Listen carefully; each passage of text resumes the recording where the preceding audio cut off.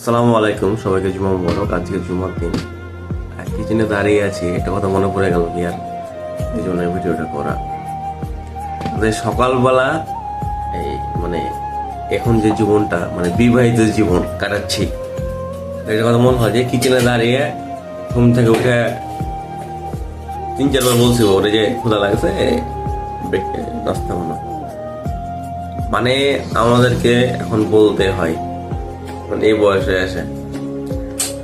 আর এমন একটা সময় ছিল যে আমাদেরকে ডাকতো মারা, যে নাস্তা বানিয়ে নাস্তা খেলে উঠে যা, তারপর আমরা উঠতাম না।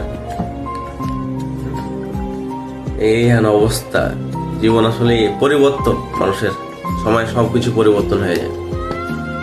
আমার ছেলে মেয়ে হবে, আমরা সেমভাবে ডাকবো আদর করে, তার থেকে হয়তো বেশি আদর করবো না।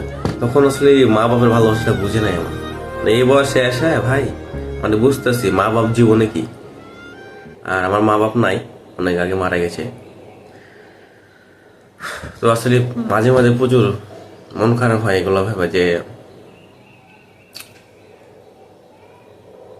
কতই না মানে হেটফেট করেছি, উড়িয়ে দিয়েছি, ধের যাবো না, এই করবো সেই করবো না, বাদ দাও। কষ্ট লাগে খুব। যে কিচেন অলরেডি রুটি বানা, ওদিকে ম্যাডাম বসে আছে, রুটি বানা হয়েছে, এখানে খাবার ফ্রিজে বের করে দিয়েছে। সে খাবার ভাই কালকে রান্না করা, আজকে গরম করে খেয়ে দিবে, রুটিটা টাটকা। তো সবাই ভালো থাকেন, আসসালামু আলাইকুম।